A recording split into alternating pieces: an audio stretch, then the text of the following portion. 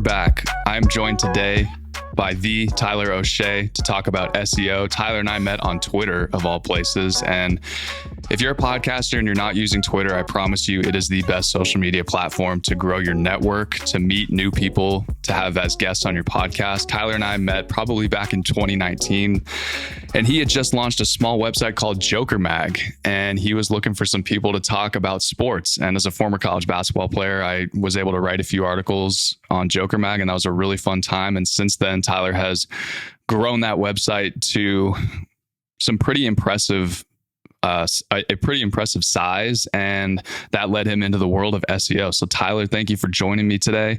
Can you give us just a quick background on your work in SEO and how you work with clients? Definitely. Thanks for having me, first of all. I am the global SEO specialist at Flight Center Travel Group. That is my full-time role. And then also I am an SEO consultant on the side. A lot of local businesses and stuff like that. But I work with a wide range of clients. Awesome. Can you just define SEO? I know it stands for search engine optimization. Everyone has heard of that term, but no one knows what the fuck it is. No one knows what SEO actually means except for the people that work in SEO. So luckily for you, it's a very lucrative business because it's so niche. Can you just define it and why people who have podcasts should care about it? Yeah, I saw a great quote about it the other day. Search experience optimization. So it's all about the experience of the user.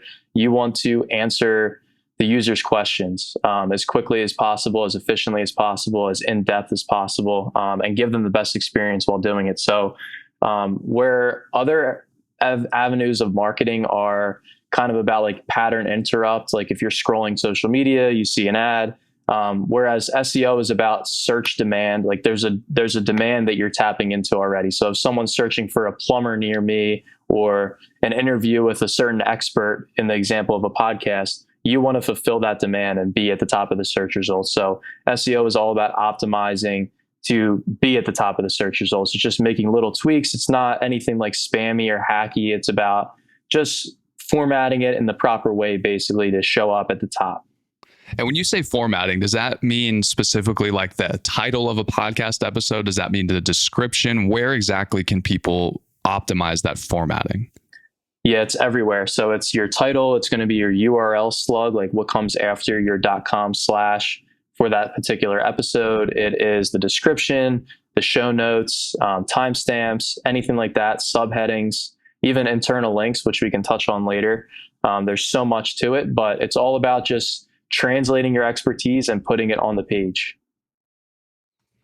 Awesome. And so let's talk specifics and kind of give people prime examples. So I mentioned at the top of the episode Joker Mag, which is a sports publication similar to Barstool Sports. I don't know if you like that comparison, but that's what I would compare it to. It's definitely what I really like about Joker Mag is that it highlights sort of the underdogs in sports. So you talk a lot about, and you and I were both Division III athletes in college, and that's sort of where we hit it off initially. But I really love the work that you do there. So how has your SEO worked with, or how has it helped with Joker Mag? Can you give any statistics, how much you've grown the site, things like that? Yeah, so when we first met, I really didn't know much about SEO. I heard about it. But one day I was checking my Google Analytics, as a lot of website owners do. They check it every day and they obsess over little metrics. So one day I saw a spike in traffic, and it was coming from a source called organic, which I wasn't used to seeing because it was mostly just myself, direct traffic coming to the site, or family members on Facebook that would click through. So I was like, what is organic traffic? Started doing some research. Turns out one of my posts was ranking really well. And since then, I kind of went down the rabbit hole, and I've grown it to, our best month was actually June of this year, 50,000 page views. This past month was 44,000. And the goal is obviously to grow from here. So still building that as well. But there's been instances where, just optimizing a simple post about a certain person, or even a podcast interview from the past, just going back and, changing the elements that we talked about earlier. In certain cases, I've outranked ESPN, Bleacher Report, big time sites that maybe aren't going back and optimizing their posts for SEO. And we've been able to outrank them. Just a small little sports website that, has SEO at the top of mind. Dude, that's awesome. Okay, so you mentioned earlier talking about adding more into the episode description. Another thing on there is also transcripts. So would you say that it's beneficial for every podcaster to 1A, have a website, and 2A, have transcripts of each episode embedded on those websites? Definitely. So what you want is probably to have a transcript, not only that, but also have kind of a brief summary at the top. So, as I say, people want to get answers efficiently. Think about it when you're searching Google for a certain person or a certain topic. For instance, like real estate, if you want an answer about like how to rent out short-term rentals or anything like that, you want to have the summaries and the main points towards the top of the post. So whether it's breaking it down into subheadings and pulling some specific quotes from the episode or specific examples that they use to explain the ideas, give them that quickly, and then you can have kind of a line break and have your transcript. That's how I would format something like that. So is the best approach then for a podcaster to have what you guys in your industry call keywords embedded into the episode description? So say if I were to write out the description for this episode, I would make sure to have specifically the words. It doesn't matter like this, how the sentence is structured, but the words that people are searching for. So in this instance, it would be SEO podcast help, something like that. Definitely. Yeah. So the one thing people get confused about, like keywords, it's kind of like people say like you should have certain phrases, certain things like that. Like what I would say is pick one topic, not necessarily a keyword, because Google has gotten a lot more advanced now to where they can understand context, they can understand related terms.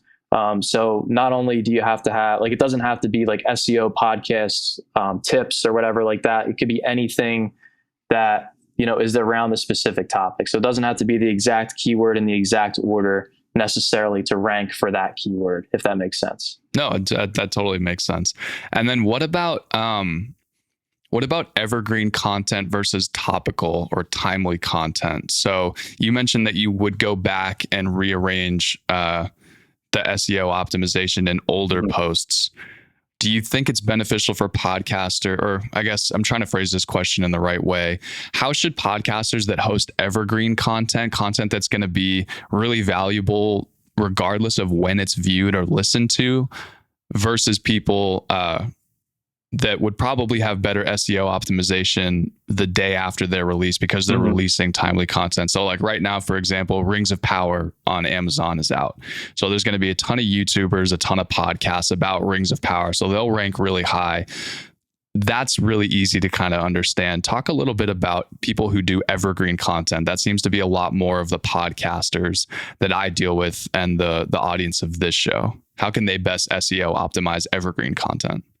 Yeah. So as an SEO, evergreen content is what you want most of the time. Really? I love that type of stuff. Yeah, because you want to tap into a specific topic of focus. So podcasters have an opportunity, I think, to be very strategic in their planning of episodes, whether it's an interview style podcast or anything like that. I would say pick one or two main topics, and that'll be kind of the keyword or topic of focus that you're going to be optimizing for instance. So if you're interviewing going back to the real estate thing, if you're interviewing them about an evergreen topic, like how to rent out, like we said, an Airbnb or something like that, and you just focus that episode on that, and they're an expert in this area, YouTube, or Google in general, and they own YouTube as well, they want three things. They want expertise, authority, and trust.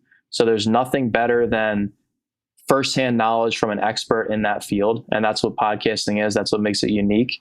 I can write a blog post myself. I'm not an expert, and try to target these keywords. But if you do it in a way where you have the expert, you have the formatting properly, everything is optimized, you're going to outrank anyone that is not an expert in that topic.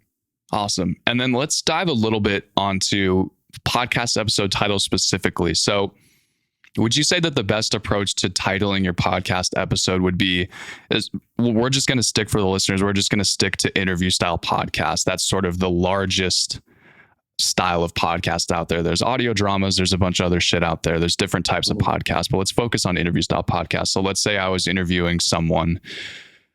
Would the best way to title my episode be name of person, title at company, and then a keyword of the topic that we talked about?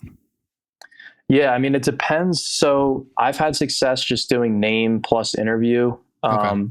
not in The word the interview? actual. So in like the URL slug or the SEO, like the title tag for the page, not Okay. necessarily the podcast episode that's going to be published on YouTube or um, Apple Podcasts or whatever, however you're distributing it.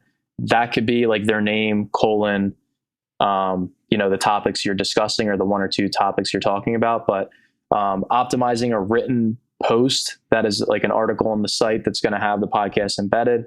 I've Okay. had success if the person, has some name value, they get some search around that name, optimizing for their name plus like interview or something along those lines does pretty well. But also it could be like how to do X, whatever the topic is, like how to do this, or a lot of SEOs will talk about like long tail keywords. So if it's a very specific search, it might be like how to clean your apartment after something with like pets or something, like After the longer previous searches. tenant was a smoker. Exactly. Yes, so something like that where it's a longer tail search but it is a higher intent search, so people are looking for a very specific thing, a very specific answer.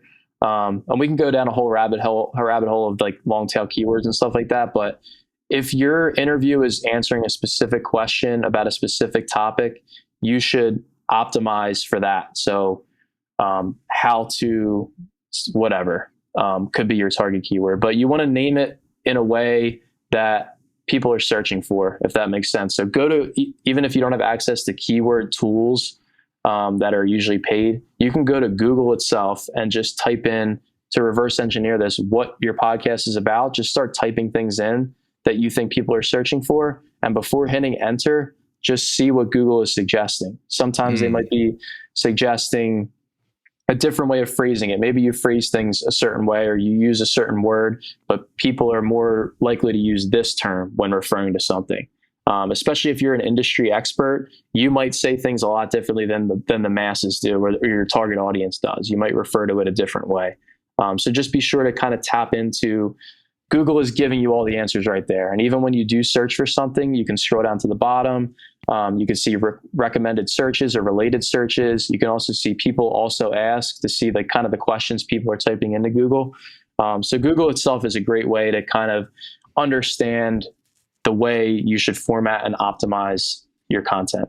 Interesting. Okay. So the takeaway that I get from that is it's really important to have a podcast website and to have actual posts with the player embedded in each post. Yes. And that's where you SEO optimize. It's not necessarily the title, like you said, it's not necessarily the title of the episode that gets distributed to Spotify, Apple Podcasts, Google Podcasts.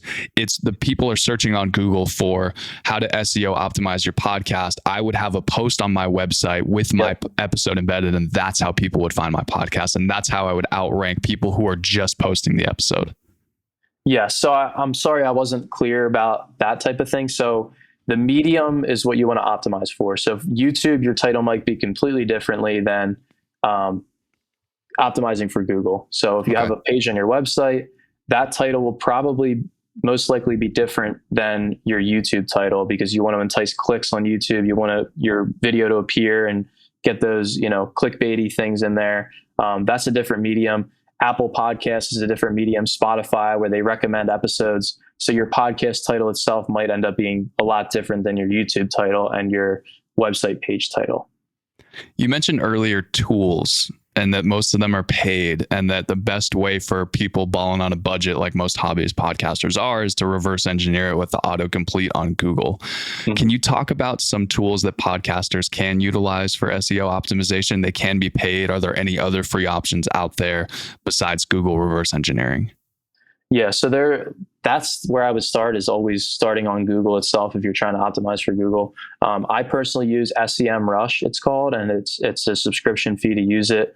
There's Ahrefs. I don't really know how to pronounce it. Ahrefs. I'm sure you've seen them advertised. They're another great keyword tool. It's Ahrefs. And they do actually have a YouTube keyword search as well. Like you can search YouTube's database for keywords, and then it'll show you the volume, the keyword difficulty, like how hard it is to rank on page one for that keyword. There's also a free keyword tool called Uber Suggest. I'm not sure how good it is. I haven't used it in a while, but that's free. And there's plenty of others. There's like answerthepublic.com, which is, I think, owned by Uber Suggest now. But that's a way, if you just type in, say you're talking about, kitchens, you just type in kitchens into the search bar and it'll show you every question people are searching for around it. It'll show you prepositions, any type of thing, any type of search that uses this keyword. Awesome. So that's free as well. Those are great. So I wrote down all those for those of you listening. Those will all be linked in the episode description. You can check out all of those. You mentioned YouTube and that you would optimize differently for YouTube versus Google versus your website. And I tweeted maybe last week or the week before, that YouTube is the largest podcasting consumption platform, unfortunately, for podcasters. You need to be on YouTube. You don't need to have a video podcast, but your podcast needs to be on YouTube. What are your thoughts on YouTube as a search engine and as a tool for discovery in podcasting? Yeah, I think YouTube, I'm pretty sure it's the second largest search engine in the world, and more people are going there to get their questions answered versus Google. So I think YouTube SEO is essential, obviously, like you said, for podcasters specifically. And I think not a lot of podcasters use every tool at their disposal for YouTube. And I think there's a lot of, you sent me a tool a few weeks ago, maybe, that was charging for a lot of things that you can just kind of do on your own. So I think a lot of people just don't have the education around YouTube SEO. I think you can just even go to Google and read 2 or 3 articles about it. You'll have a much better understanding. But for instance, there's a lot of low-hanging fruit, descriptions, tags, closed captioning, timestamps, specifically for longer podcasts. Just think about what you want as a user and reverse engineer that and use it in your episode. So like we said, the medium, when you're watching a video on YouTube specifically, you want to be able to jump around. Maybe there's a topic you already know something about in an interview or something you've heard before, and you want to skip past that. You want to know where to start, where to jump to. You want to have like a great experience. You want to be able to click on that timestamp and just skip ahead. So it's just all about, like we said, the user experience is always what comes first before you use like these optimizations. You want to make it about the user and make it useful for them. You mentioned also earlier that we could touch on what you mentioned was internal links. I don't know what that means. Can you talk a little bit more about that? Sure. So this is specifically for your website. So if you interviewed, say, just to make it easy, like if I interviewed a baseball player for my sports website, and then I mention his team or maybe he came from a Division III school, like we talked about earlier, and you had another interview on your website with someone from a Division III school or maybe the same team, you would want to internally link to that page from this article. So say there's a sentence that says Division III pitcher so-and-so, I would link from that phrase Division III pitcher to my interview with another Division III pitcher. And this is a way to kind of pass like link juice, they call it in our industry. Just a way of interconnecting your articles and making it easier for people to find it and also for Google to find it. I'm titling this episode Link Juice. That is a great term. Okay, so breaking it down to its most basic level, internal linking means you're on your own website and you're linking something from your website on that page to another page within your own website. It's all within the enclosed ecosystem of your own website. Is that exactly to drive? How does that help? Does that just keep people on your website longer? How does that help? Yes, it keeps people on your website longer, and it also has a lot of benefits on Google's end as well, because it makes it easier to navigate your website. So Google has what's called crawlers that are constantly scanning websites every day for new pages, new information, updated information, and they're putting that in their index. If they think it qualifies, to show up in search results, they'll be what's called indexing it, which makes it eligible to appear when someone searches Google. So they want to see internal links that are relevant to other specific topics. So just to make it simple, like if you're talking about a specific topic, for instance, real estate, and you talk about specific subtopics in that, you want to be able to show Google that these posts are about short-term rentals, these posts are about commercial real estate, these posts are about residential, these posts are with, realtors.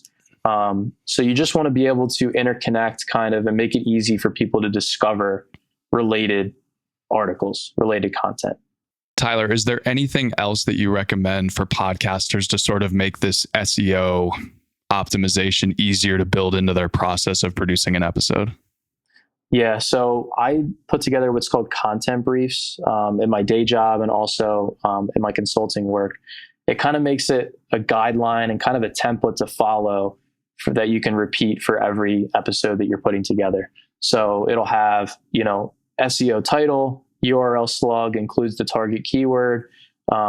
Here's what your description should be. You could even do this for having like YouTube briefs. So make sure that you're hitting all the marks. Like these are going to be your tags. These are going to be your description. This is going to be your title.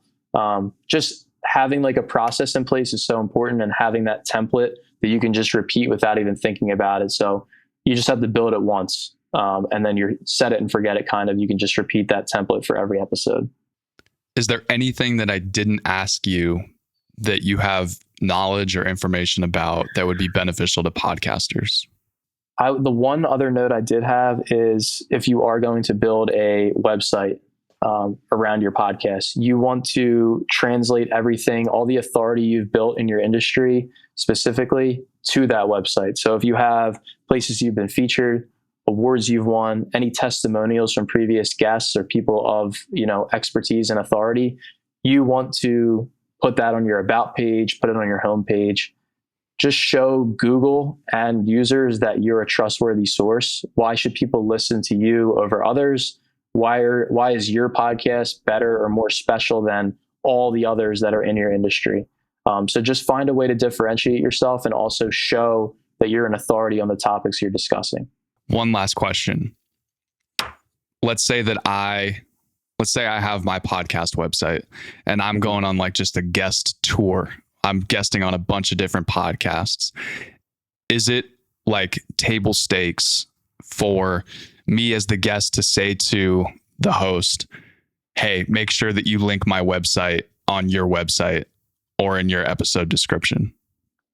Yeah, I mean, that's ideally what you want. You want what's called backlinks from other websites, especially if it is a more authoritative podcast or someone that's been around a bit longer. Getting a link to your website is tremendously important. But also not only that, but you can link to any appearance you've made. You can make a dedicated page to show like press or media, things that you've been included in. You can embed videos that you've been included on for other outlets. Any place you've been featured, that's another way to show Google your authority. But when you are linking out, the one thing I will say is make sure that link opens in a new tab. And then internal links, you want to keep opening in the same tab. It's just a little thing that SEOs do. And WordPress, different CMSs like that make it very easy to do that. Tyler, this has been fantastic. Thank you so much for joining me. If people want to follow you more on your journey because I know with Twitter, you're sort of rebranding yourself to talk more about SEO. Obviously, follow Tyler on Twitter. It's at O'Shea. What is it? Is it SEO O'Shea? I think it's O'Shea SEO. O'Shea SEO on Twitter. Where else should people follow you? I have a personal website, tyleroshay.com, OSHEA. And then if you're curious about my sports website, it is jokermag.com. Tyler, thank you so much. I really appreciate it. This has been awesome. Thanks again. Yeah, thanks for having me.